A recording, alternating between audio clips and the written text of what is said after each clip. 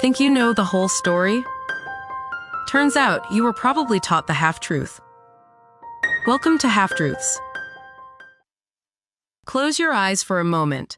I want you to transport yourself back to that distinct smell of chalk dust and floor wax that defined your elementary school classroom. You are sitting at a small desk, looking up at a laminate poster on the wall. It is the standard portrait of George Washington. You know the one. He is looking stoic, perhaps a little stiff, with that tight-lipped, slightly awkward expression that seems to say he is holding something back. Your teacher is telling you the legends of the man. You hear about the cherry tree, a story about a young boy who simply could not tell a lie. You hear about the silver dollar thrown across the Potomac River, a testament to his mythical strength. And then you hear the detail that makes the great general seem human, perhaps even a little bit pitiable. You learn that the poor man had terrible teeth. In fact, you are told with absolute certainty that George Washington, the father of the nation, wore a set of dentures made entirely of wood. It is a great story. It paints a picture of a man who was rugged and practical. It fits the narrative of the frontier spirit. Wood is a humble material. It suggests that the president was a man of the people, whittling his own false teeth by the fire, or commissioning a local carpenter to fashion a smile out of oak or cherry. It is a detail that softens him. It makes him an approachable grandfather figure, suffering through splinters for the sake of the Union. But I want you to hold that image in your mind, the wooden teeth, the rustic simplicity, the harmless trivia fact that has appeared in cartoons, textbooks, and tour guide speeches for 2 centuries. Now take that image and shatter it. Because that story is not just a little bit wrong. It is a complete fabrication that serves to cover up a reality that is far more complex, physically grotesque, and morally uncomfortable. George Washington never had wooden teeth, not for a single day. The truth of what was actually in his mouth involves lead, gold, hippopotamus ivory, heavy brass springs, and, most disturbingly, human teeth extracted from the mouths of the people he enslaved. Welcome to Half-Truths. I am your host, and today we are going to perform a dental exam on history itself. We are going to find out why a lie about wood has persisted for so long, and what the grim reality of Washington's dentures tells us about the man, the era, and the things we choose to forget. Let us start with the myth itself. Why do we believe in the wooden teeth? It is one of those facts that feels true because it aligns with our aesthetic understanding of the past. We think of the 18th century as a wooden world. Wooden ships, wooden wagons, wooden plows. It makes sense that medical devices would follow suit. The story goes that Washington, plagued by dental issues his whole life, eventually lost all his teeth and had to resort to a clumsy wooden set. We imagine them clicking and clacking, absorbing tea and wine, perhaps giving him a distinct, woody breath. It frames Washington as a stoic sufferer of minor inconveniences. But if you stop to think about the science of it for just a second, the wooden teeth theory falls apart. Wood is porous. The human mouth is a wet, enzymatic environment. If you put a piece of carved wood in your mouth and left it there, subjected to saliva, food particles, and constant moisture, it would not just be uncomfortable. It would rot. It would expand, warp, and become a breeding ground for bacteria within days. The smell would be unbearable. The structural integrity would fail. Historically speaking, dentists in the late 1700s were certainly primitive by our standards, but they were not idiots. They knew that wood was a terrible material for prosthetics inside the body. No serious dentist of the era was carving teeth out of tree trunks. So, where did the idea come from? We will get to the visual trickery that created the wooden myth later, but first, we have to look at the medical nightmare that was George Washington's life.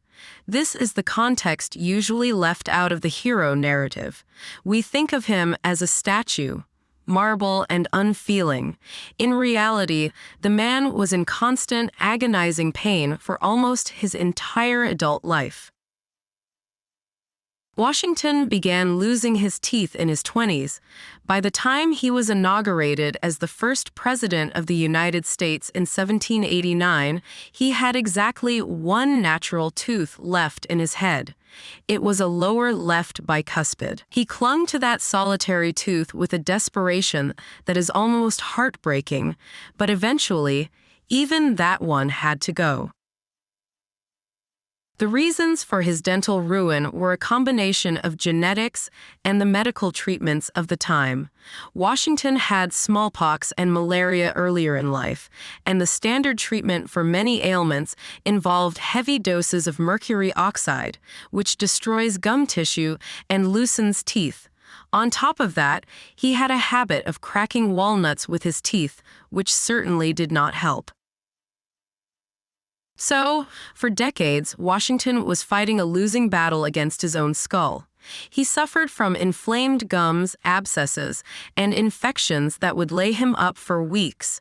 When we look at his portraits, that stiff, tight-lipped expression isn't just stoicism. It is the face of a man who is trying to keep his mouth shut because he is in pain and because he is terrified of his dentures falling out. Now we enter the era of the dentures, and this is where the story shifts from a quaint fable to a body horror film. Washington employed the services of several dentists, most notably a man named John Greenwood. Greenwood was a pioneer in his field, and he fashioned several sets of dentures for the president.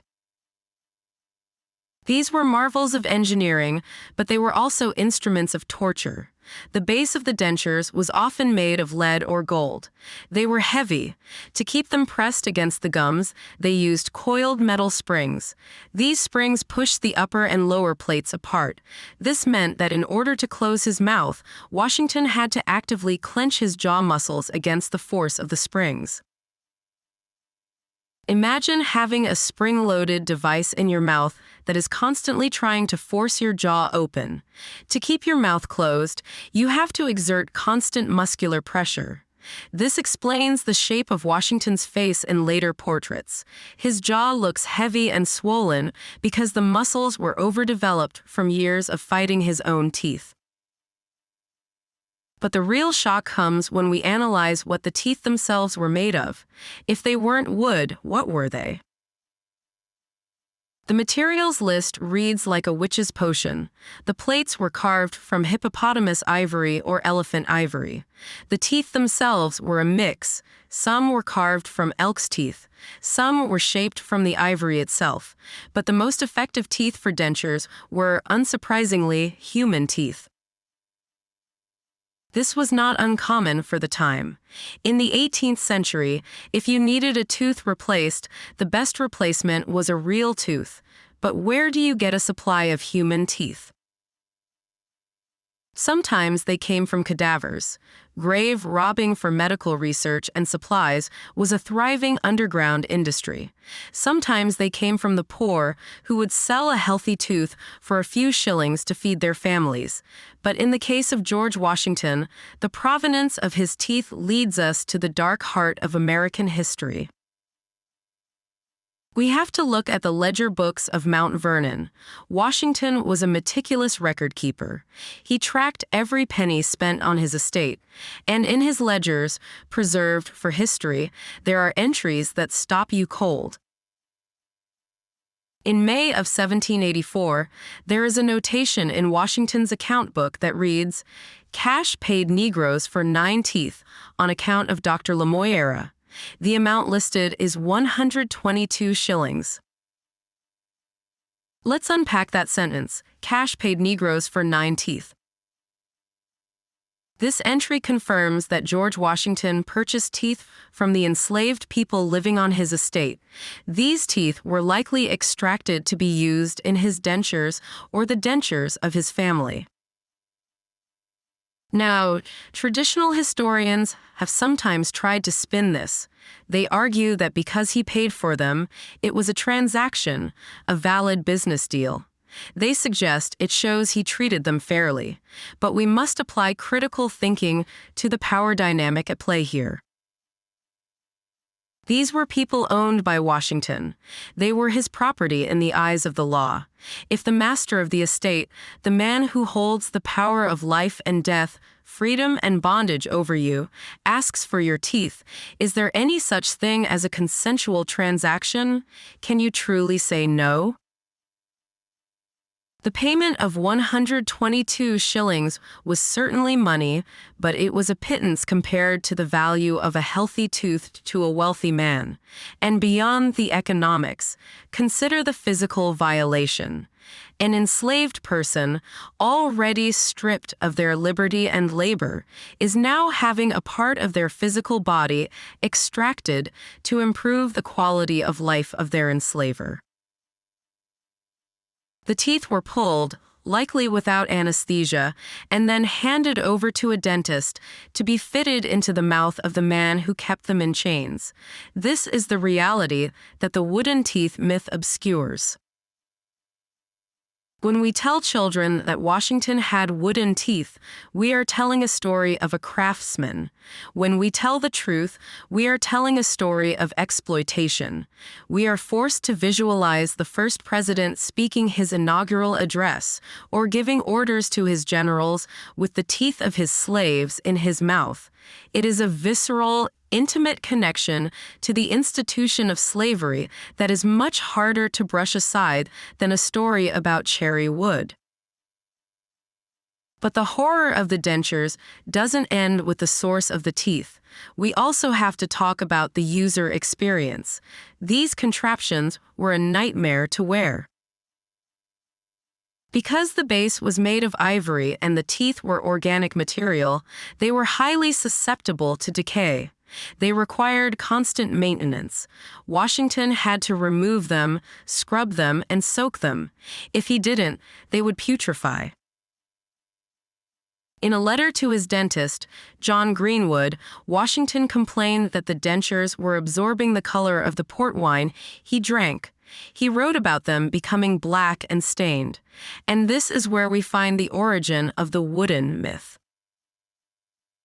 Hippopotamus ivory, which was a primary material for the plates, has a distinct grain to it. It is not smooth like porcelain. As the ivory aged, and as it absorbed stains from tobacco, tea, and wine, hairline cracks would develop. The ivory would turn a muddy brown color. The grain would become more pronounced. To a casual observer, or someone looking at the dentures sitting in a glass of water, they would look remarkably like varnished wood. The grain of the ivory mimicked the grain of timber.